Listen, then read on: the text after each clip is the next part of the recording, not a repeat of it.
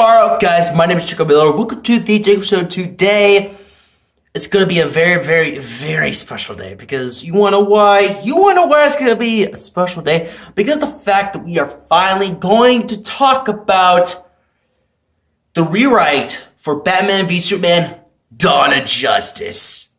Now, of course, within this video, I will be removing some scenes along with adding some. Because here's a big problem that'll be the main focus for the problems of removing scenes. The movie, Batman v Superman, is too long. That's like the biggest thing that I have with this film. It's too long. I remember sitting in the theater, almost wanting to fall asleep. And then once I got into the car ride with my dad, of course, I asked my dad, hey, how long was that movie? By the way, he was like, 2.5 hours long. And I was like, what? You mean I stood in a theater? No, actually, not actually stood, but sat down in the theater with buttery popcorn and some soda, almost wanting to fall asleep for 2.5 hours.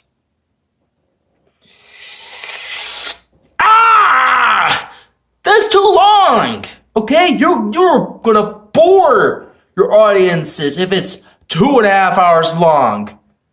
Well, at least with Infinity War, it was actually entertaining.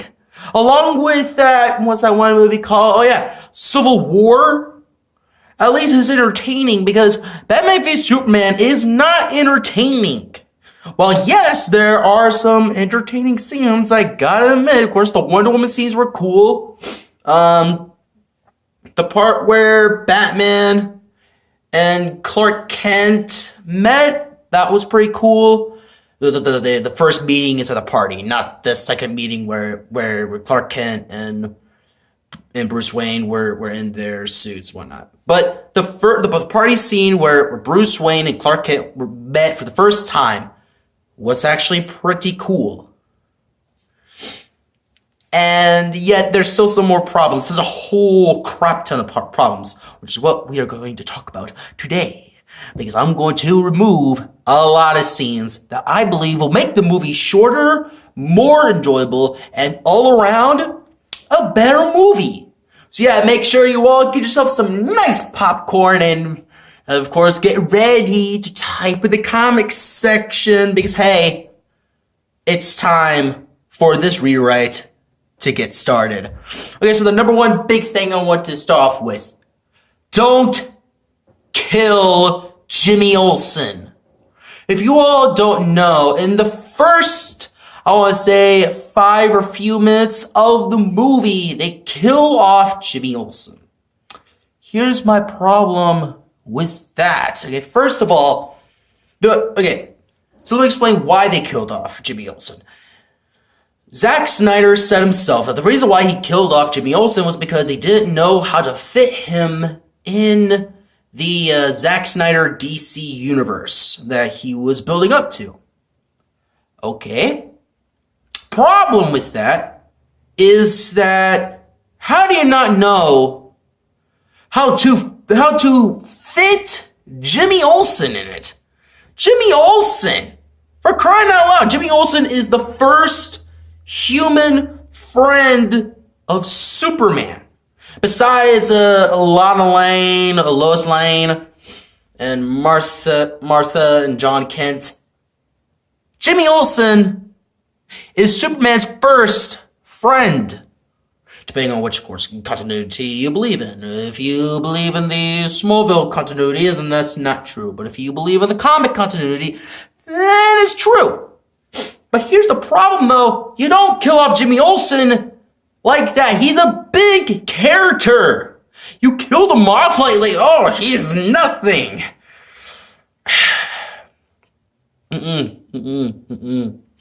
I'm very, very, very disappointed in you, Zack Snyder. I thought you could make a good film, make this entertaining, but no. You had to kill off Jimmy Olsen. Okay, so yeah, we're not gonna kill off Jimmy Olsen. Instead, let's replace Jimmy Olsen with some, I don't know, CIA agent that doesn't really have a name. Like, let's just give him a generic name, like Jerry or something.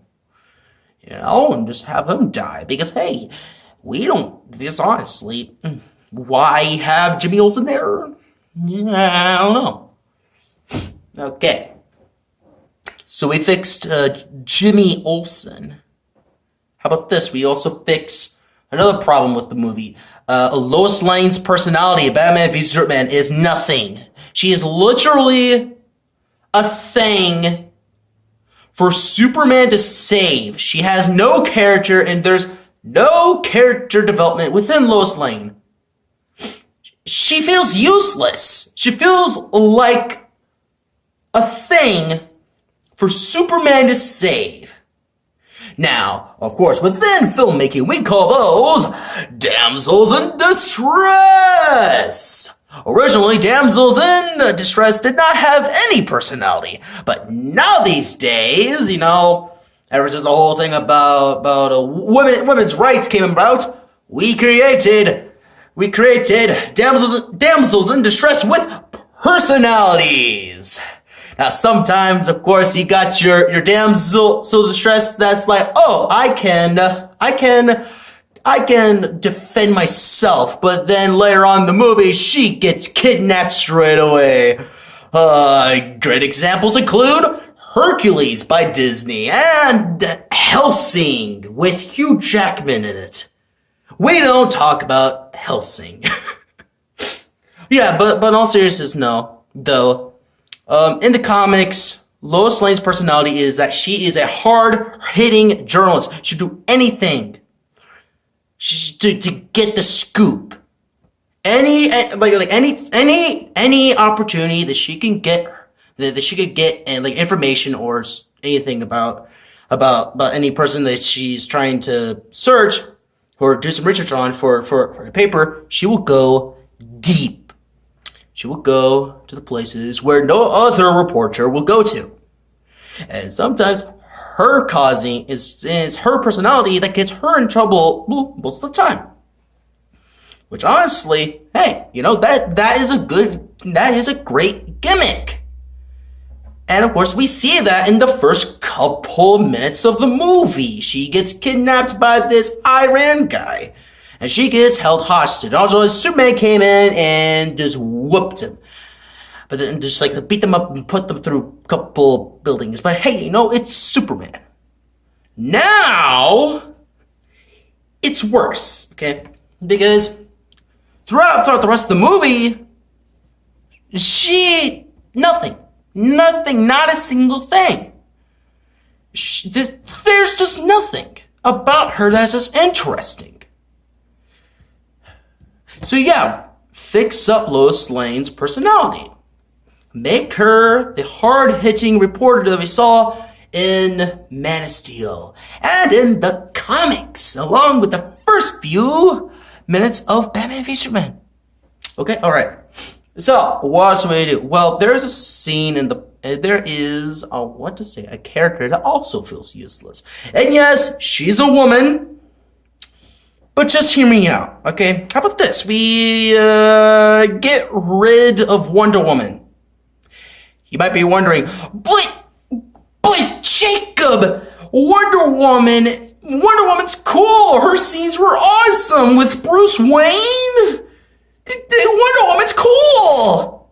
Problem with that is that she pertains nothing to the plot. Seriously, okay? Let me go ahead and ask you this comment section. What is Wonder Woman's story arc in Batman v Superman? Of course, some of you may say, I don't know where her story arc is. And some of you may just start typing in some bullcrap. But honestly, she doesn't have a character arc.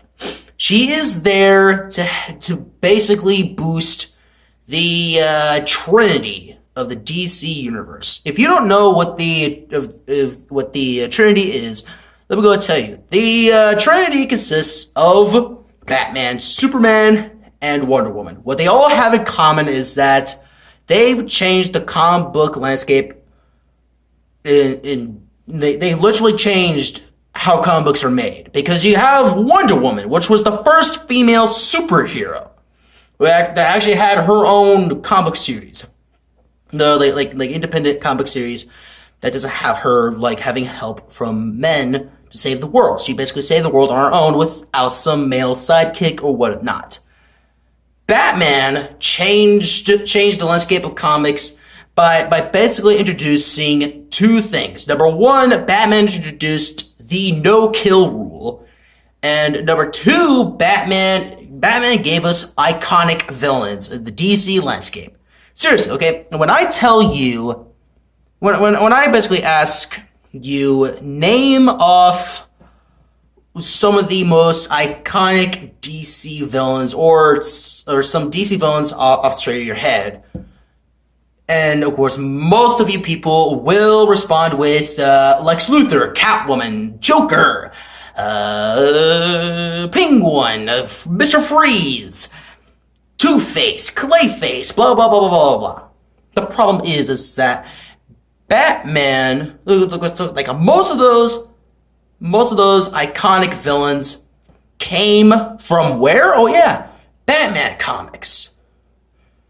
Batman is the reason why you have Catwoman, you have like Penguin and Mr. Freeze and the Joker, and also Harley Quinn. Batman is the reason why DC has iconic villains, because most of the villains within the DC landscape that are iconic and that are memorable are from Batman's comic stories, and are basically in Batman movies and blah blah blah, you can smackity. So, of course, that's the reason why. Hold on, let me think. That is why Batman is part of the Trinity, because he pertains those two things. Now, Superman, the reason why Superman's in the Trinity is because the fact that he basically laid the blueprints for a superhero. The underwear, the suit, the cape. What else? Come on, Jacob, we gotta think of some else. Oh yeah, the powers. Literally, like flight and superhuman strength. Two of the most iconic, like things that a superhero has. Well, of course, flight was made by Shazam or Captain Marvel, but super strength that started with Superman. That is why Superman is in the Trinity. That's why the Trinity exists, because those three superheroes are the most iconic superheroes within the DC landscape, and they also shaped the foundation of comic books for centuries. So having them in the movie, I feel like the Trinity deserve their own movie. Instead of like basically having the Trinity in what? The second movie of the Zack Snyder DC universe, then why not have the Trinity have their own movie? You know, why not have a movie that features Wonder Woman, Superman, and Batman, all three of them teaming up to defeat one common enemy? Why not that? Why can't we have that? Oh yeah, like the reason why we can't have that is because they're already in Batman v Superman: Dawn of Justice. Of course, you may be wondering, Jacob, that's the whole reason why it's called Dawn of Justice, because the Trinity are in the movie. Problem with that is just that the Trinity are in the movie. Is the Dawn of Justice once like Batman and Superman team up, because those are the two iconic members of the Justice League. When you are naming off members of the Justice League, most people, and I mean most, as in a lot of people, will name off the first two that come to their minds, which is Superman, Batman, Wonder Woman, etc. So instead of having Wonder Woman team up with Batman and Superman, Batman and Superman, at the climax, team up together to stop the enemy.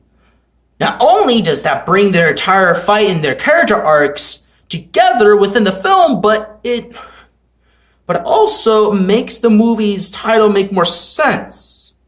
Think about it, okay? The movie's called Batman v Superman: Dawn of Justice. The movie's literally called Batman v Superman.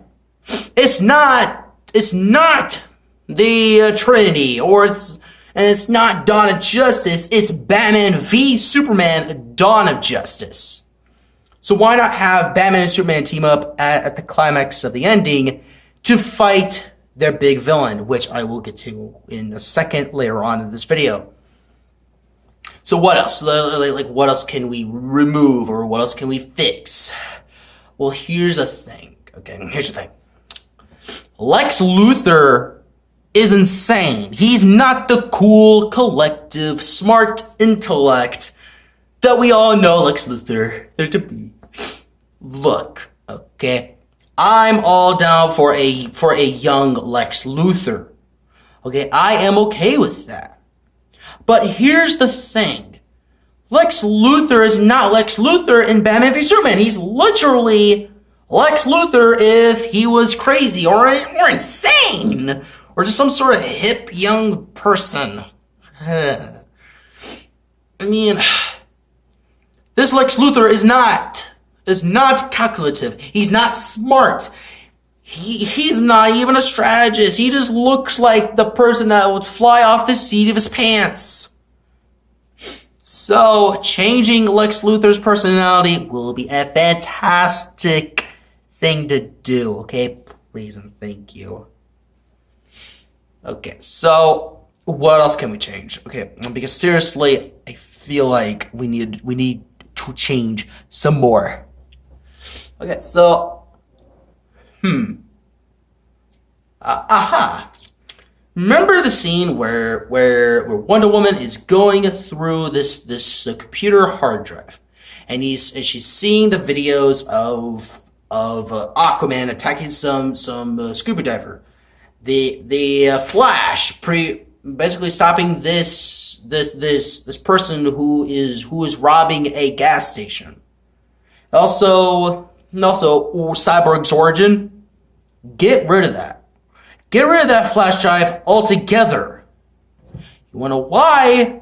Because the fact that literally you're just adding more characters just to add more characters. Because the movie is called Dawn of Justice, but you're literally feeding us characters that we have no connection to.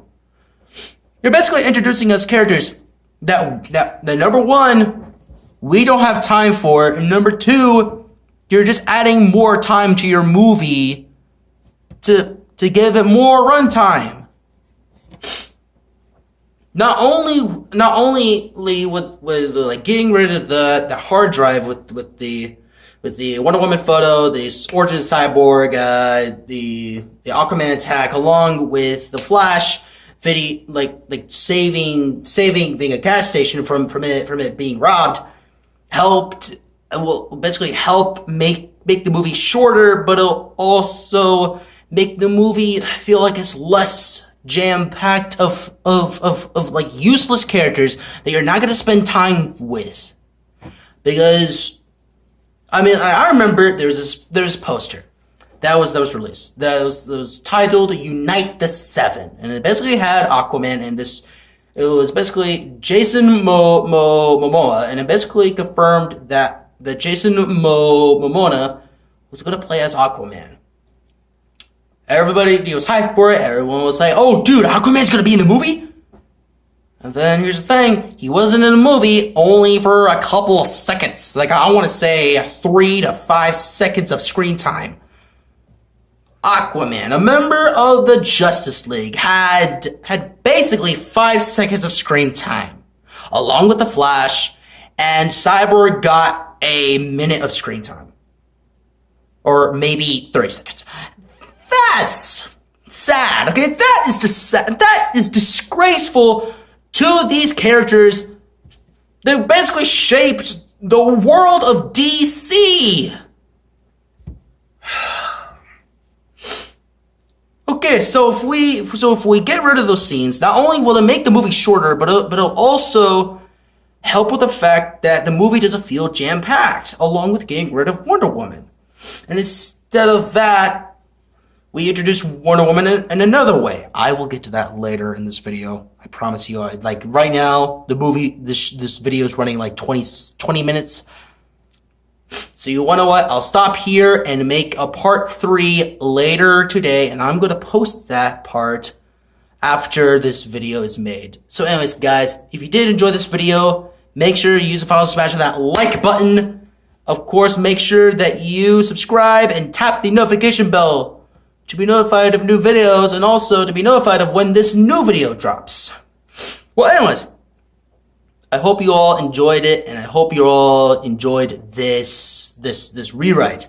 Part 2 will be coming out later today, so make sure you have your eyeballs widened, because it's gonna come. Trust me, and we are going to fix the villain along with everything else. Anyways, my name is Jacob Miller. I'm gonna see you next time on The Jacob Show. Bye-bye.